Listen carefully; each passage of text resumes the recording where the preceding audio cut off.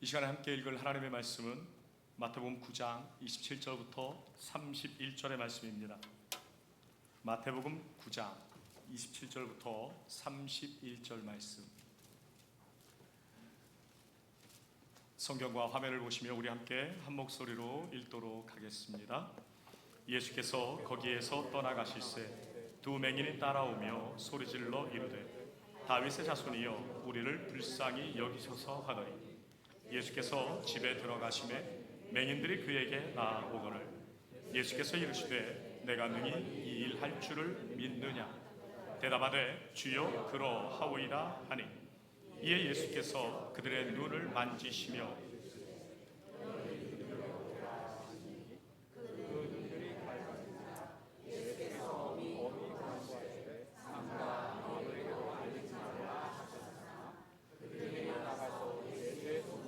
그 온 땅에 퍼뜨리니라. 아멘. 안녕하십니까? 저는 오늘 두 맹인이 예수님을 만나 보게 되는 내용을 통하여서 함께 은혜를 나누고자 합니다.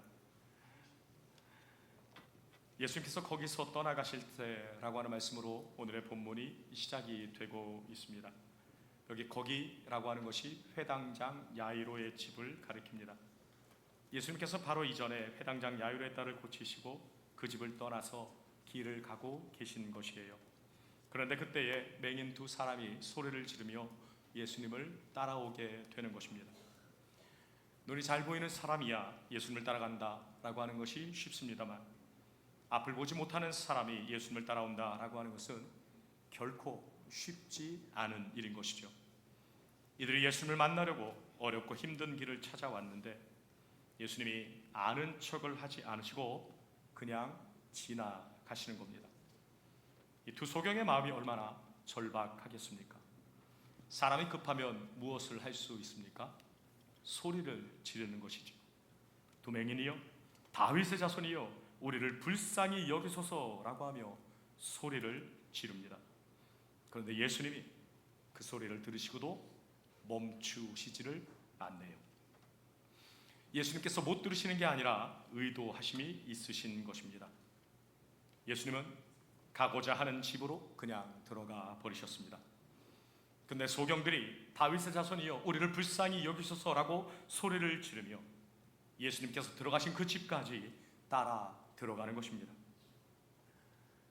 예수님이 어떤 분인지를 알고 내 문제에 대한 절박함이 무엇인가 라고 하는 것을 아는 자는 쉽게 포기하지 않습니다.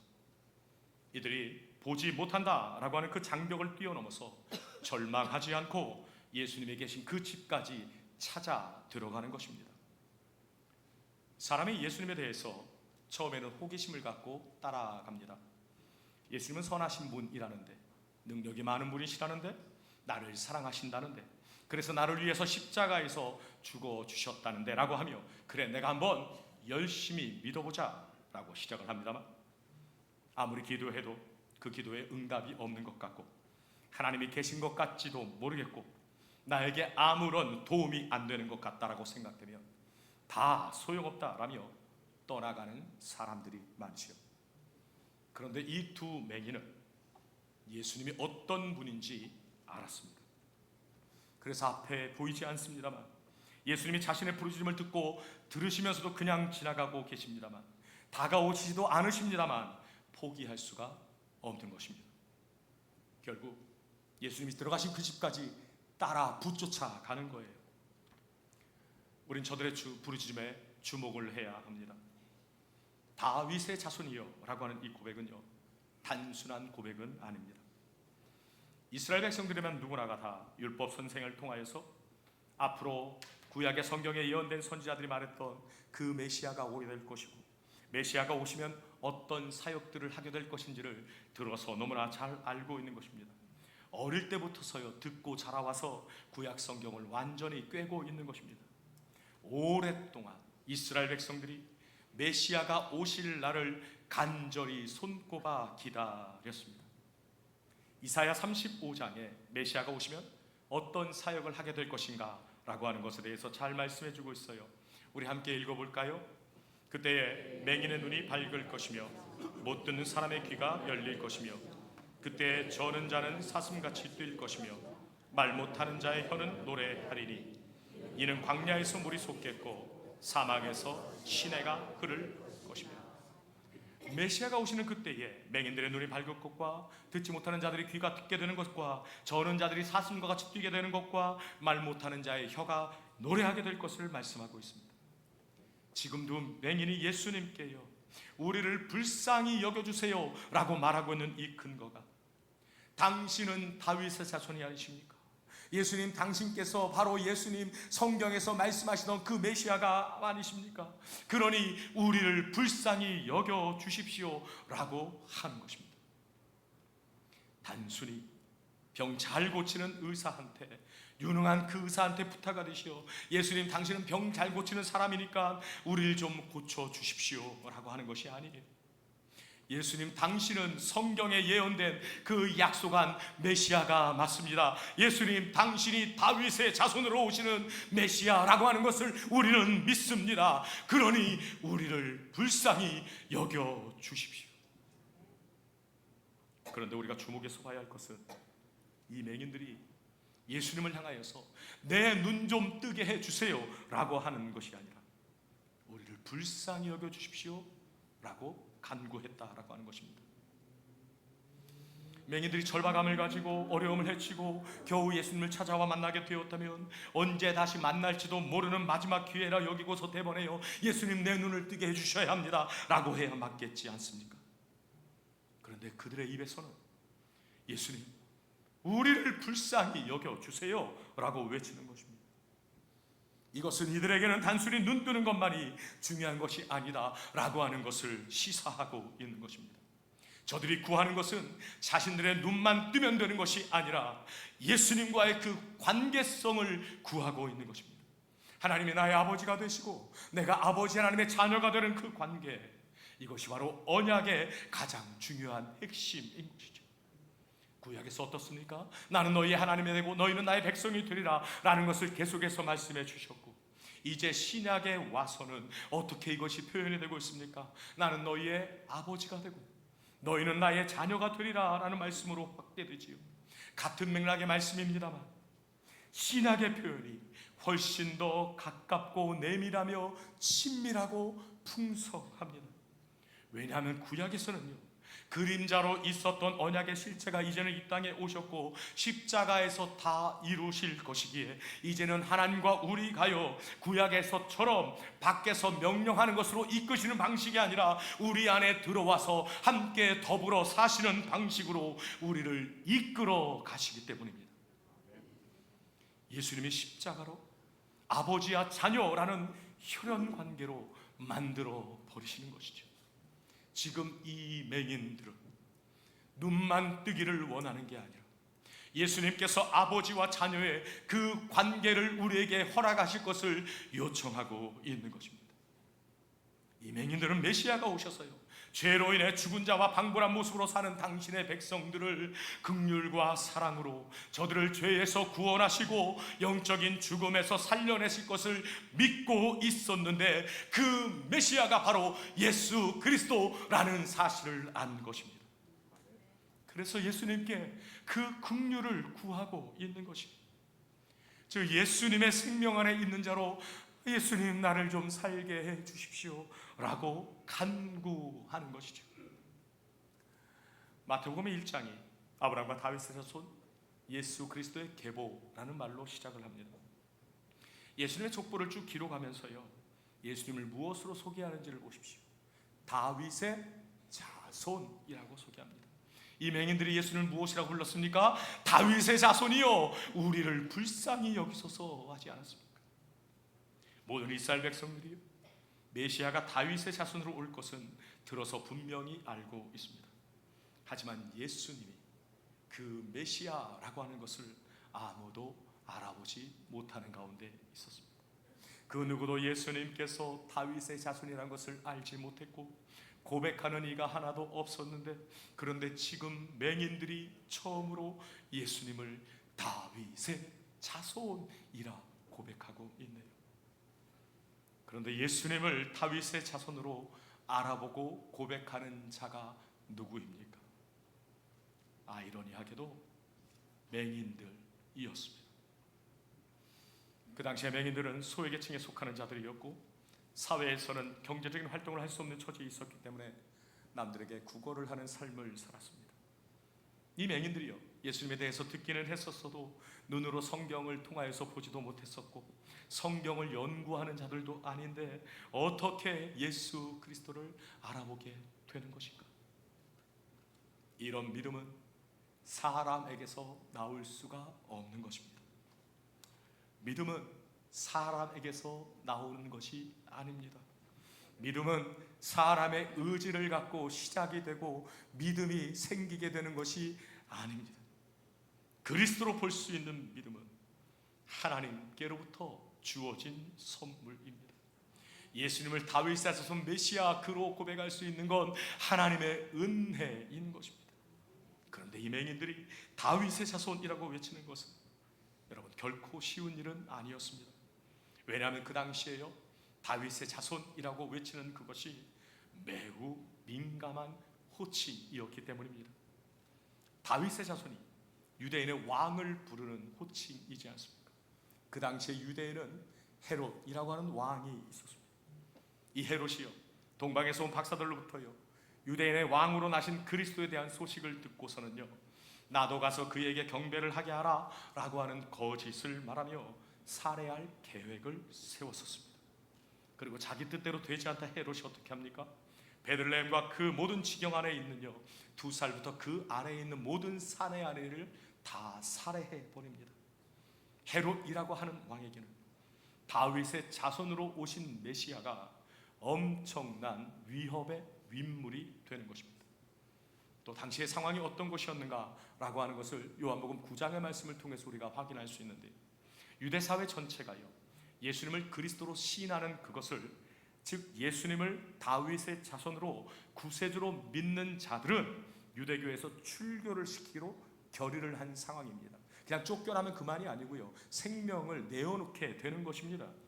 이러한 상황 가운데서 지금 이 맹인들이 담대하게 예수 그리스도를 다윗의 자손이라고 부르고 있는 것입니다.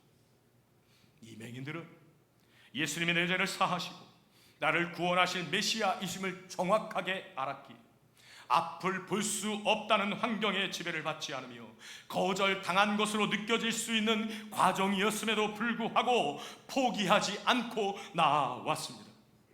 이것이 예수님을 믿는 믿음이 오롯이 반응되는 것입니다. 믿음으로 반응하는 두 맹인을 향하여서 예수님은 굳이 내가 능히 이 일 할 줄을 믿느냐라고 정확한 답변을 촉구하십니다. 내가 능히 이 일 할 줄을 믿느냐라는 것은 너희들 내가 너희 병 고칠 능력이 있는 줄 믿느냐라고 하는 차원의 질문이 아닙니다. 예수님의 이 질문은요, 너희는 내가 메시아로서 이 일을 할 줄을 믿느냐, 내가 하나님의 약속대로 그 일을 이루러 온 것을 믿느냐, 나를 메시아 주 예수 그리스도로 믿느냐라고 하는 물으심인 것입니다. 예수님께서는 소경들이 믿음이 있는 줄을 이미 다 알고 계십니다. 그러나 물어 확인을 하시는 것이에요. 왜 이렇게 하시는 것입니까? 이런 역사가 믿음을 통하여 이루어진다라는 것을 주변에 있는 모든 이들에게 알게 하시기 위함인 것입니다. 그러자 맹인들이 대답을 하지요. 그들의 대답이 무엇인가요? 주여 그러하오이다. 영적인 눈이 열린 저들은 예수님이 하나님이 보내신 메시아로 이 땅에 오셔서 눈먼 자를 보게 하고 듣지 못하는 자의 귀를 열어 듣게 하시며 걷지 못하는 자로 뛰게 하시고 말 못하는 자의 혀로 노래하게 하실 것임을 분명하고 정확하게 알게 하는 신앙 고백이었습니다. 이것이 육신을 치료하는 데 그치는 것이 아니라요, 죄의 질병을 치유하시고 영혼을 구원해내시는 일이라는 것을 아는 신앙 고백인 것이죠. 예수님은 그들의 마음을 꿰뚫어 보시고 여기 29절의 말씀처럼 그들의 눈을 만지시면서 너희 믿음대로 되라 선언하셨습니다. 그러자 그 맹인들의 눈이 밝아졌습니다. 사랑하는 성도 여러분, 믿음은 막연한 것이 아닙니다. 추상적인 것도 아닙니다. 믿음은 분명한 내용이 있어야 하는 것입니다. 이 맹인들이 붙잡았고 또 우리가 붙잡아야 할 믿음의 내용이 무엇입니까? 예수님이 이 땅에 오신 것은 우리 삶의 질을 조금 더 향상시켜주고 나의 어려움들을 해결해주며 나의 육신의 장애를 걷어주셔서 편안한 삶을 살게 해주시기 위하여 오신 분이 아니고요, 영적으로 흑암에 앉아 빛을 보지 못하는 백성들의 그 눈을 뜨게 하시기 위하여 오신 분이라는 것을 믿는 것이 우리 믿음의 내용이어야 하는 것입니다. 나는 무엇을 믿음의 내용으로 붙들고 있는지 오늘 우리가 자문해 봐야 할 것이에요. 예수님은 육적으로는 앞을 볼 수 없는 맹인들을 눈뜨게 해주심으로써 나는 눈뜬 자이다, 맹인이 아니다 라고 하는 자들이 영적으로 아무것도 못 보는 진짜 맹인이라는 것을 드러내셨습니다. 우리는 모두 영적으로 소경들이었습니다. 흑암에 앉아 참 빛을 보지 못하는 자들이었습니다. 그래서 꼭 보아야 하는 것을 보지 못하는 상태에 있었습니다. 여러분, 꼭 봐야 하는 것이 무엇입니까? 우리의 아버지 하나님이셔요. 하나님의 나라입니다. 하나님의 존귀하심과 거룩하심과 자비하심과 사랑하심입니다. 영적으로 눈이 가려져 있어서 영적인 것에는 아무런 관심도 없이 살아왔습니다. 그러나 하나님의 은혜가 부어진 자들은, 그러나 하나님의 그러한 은혜 속에서 자신의 실존을 보게 됩니다. 아, 내가 진짜 소경이구나. 이 캄캄한 흑암에서 나를 꺼내주실 수 있는 분은 예수 그리스도밖에 없다라고 하는 것을 알고요, 예수 그리스도께 달려 나오게 되는 것입니다. 예수님을 구하고 예수님을 찾으며 그 은혜와 긍휼의 문을 두드릴 수밖에 없는 것이에요. 이 맹인들이 예수님이 모른 척하고 지나가시는 것과 같이 자존심이 상하는 그 일에도요, 많은 사람들이 왜 시끄럽게 떠드냐라고 핀잔을 줄 수 있는 그러한 모욕 가운데서도요, 끝까지 예수님을 따라가 만났습니다. 창세 전에 하나님의 선택하심을 받아서 자신이 소경이다 라고 하는 것을 아는 자들은 그 어떤 환경에도 굴하지 않고 예수님을 붙든다 라고 하는 이것을 오늘 본문이 우리에게 보여주고 있습니다. 그래서 예수님이 맹인들을 향하여서요, 다윗의 자손이여 우리를 불쌍히 여기소서 라고 저희들이 소리를 지름에도 불구하고 그냥 지나치시는 것입니다. 성도의 삶에도 이런 자존심 상하는 일들, 모욕적인 일들, 그냥 주저앉고 싶은 어려움과 환난의 장애물들이 곳곳에 놓여 있답니다. 그러나 그런 환경의 장애물들 때문에 우리가 예수님을 포기하지 않아요. 이것이 하나님이 주신 믿음을 소유한 자들의 반응임을 오늘 성경이 우리에게 말씀해주고 있습니다.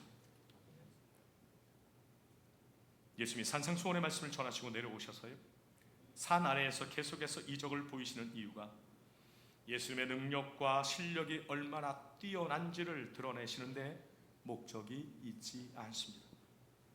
믿음에 대한 바른 설명을 하시는 것입니다. 하나님께 믿음을 선물로 받은 자들에게서 나오는 반응이 어떠한 믿음인 것인지, 그 믿음이 있을 때 어떻게 반응하는지, 또 그 믿음으로 어떤 삶을 살게 되는지를 드러내는 것입니다. 우리에게 보여주고 있는 것이에요.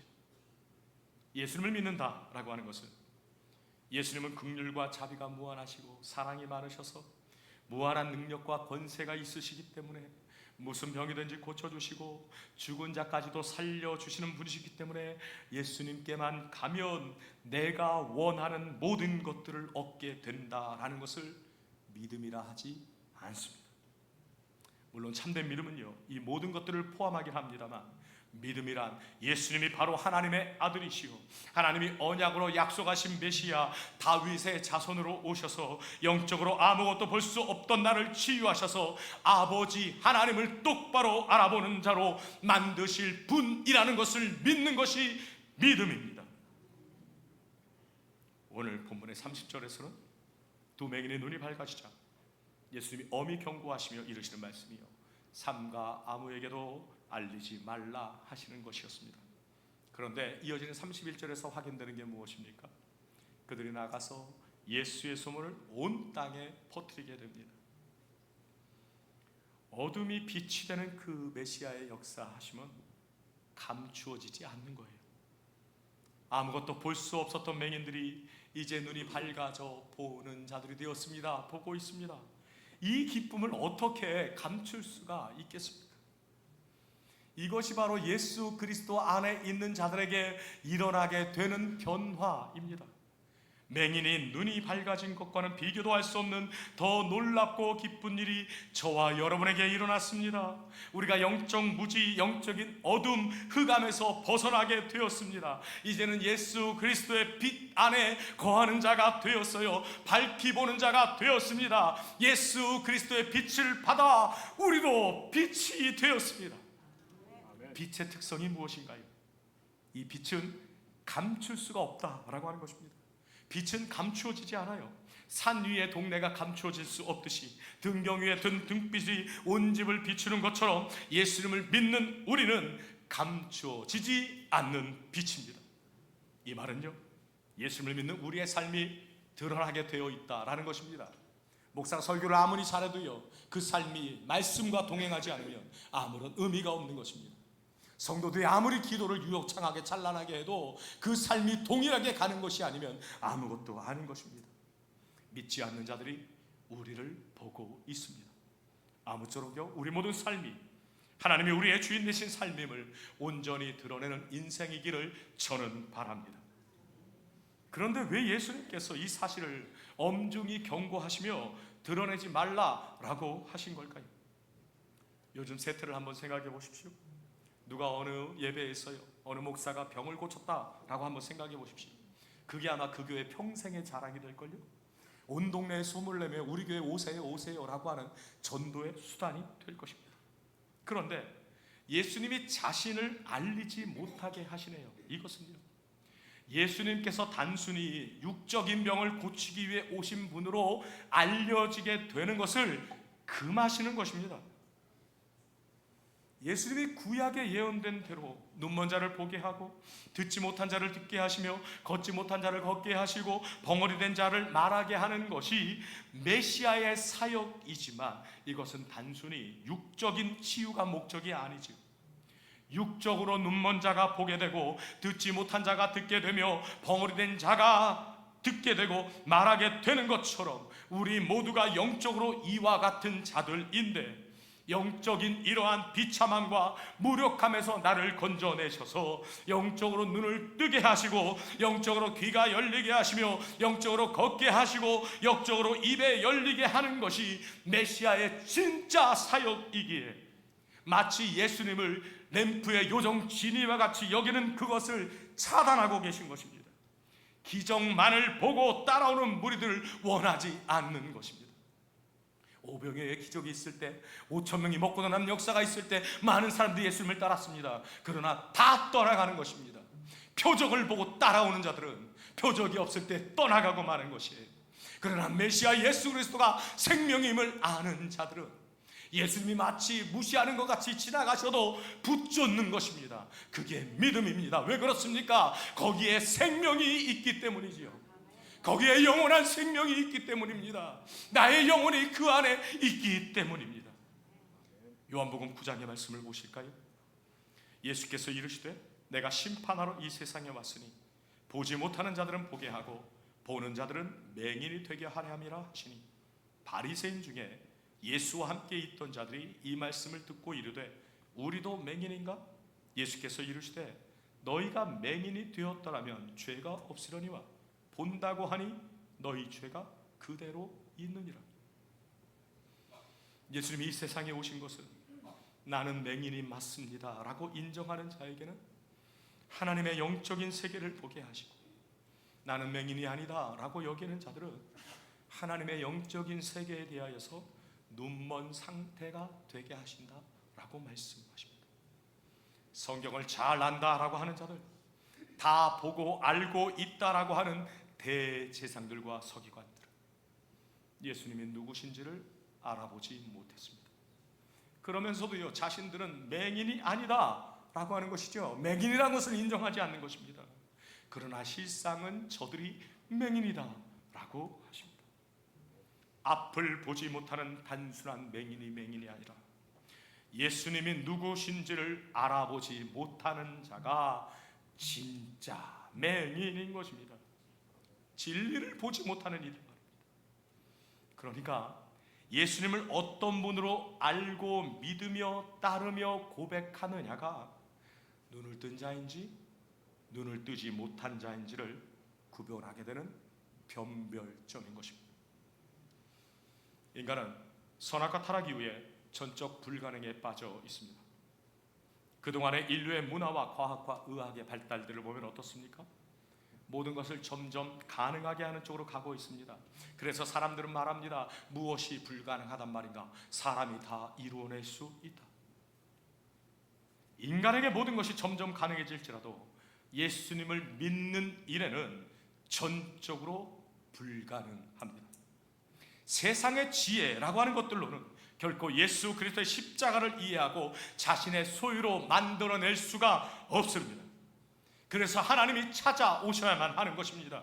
오직 하나님이 먼저 찾아와서 우리의 죄를 보게 하시고 우리의 죄를 무너뜨리시고 십자가로 이끌어 가셔서 함께 못 박아 예수 그리스도와 함께 죽고 예수 그리스도와 함께 사는 자로 만들어 내시는 것이 구원이요 복음입니다.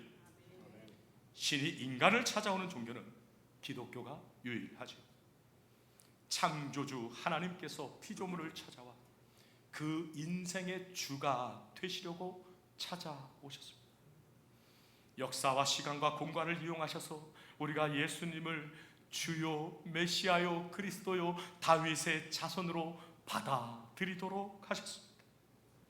이것을 만군의 주 여호와 그 여호와의 열심히 이루신다라고 약속하십니다. 우리의 열심이 아니에요. 여호와의 열심히 이루십니다. 하여 다함이 없는 것이고요, 부족함이 없는 것이고요, 중간에 탈락됨이 없는 것이고요, 영원한 것입니다. 하나님이 십자가의 도가 멸망하는 자들에게 미련한 것입니다만 저와 여러분들에게는 능력이 됨을 말씀하십니다. 하나님의 권세예요. 빼앗길 수 없는 보배입니다. 이 고백을 우리로 하여금 하게 하시네요. 저와 여러분들이 바로 맹인이 눈을 뜬 것처럼 볼 수 없었던 자들이 보는 자들이 되었습니다. 하나님 아버지를 보게 되었고요, 하나님의 나라를 보게 되었고요, 신령한 복들을 보며 사모하게 되었습니다. 사랑하는 성도 여러분, 세상살이에 지쳐서 우리의 영적인 눈이 어두워지지 않도록 늘 주의 은혜를 사모하며 간구하며 사시기를 바랍니다. 또 우리 모두가요, 예수님을 우리 인생의 주와 그리스도로 고백하며 진정으로 예수님이 우리의 주인이신 인생을 선한 청지와 같이 잘 살아가시기를 축원합니다. 언제 주님을 불러보셨습니까? 주여 나를 불쌍히 여기소서 라고 하는 신앙을 언제 내 입술로 고백해 보셨습니까? 오늘이 바로 그 날이길 바랍니다.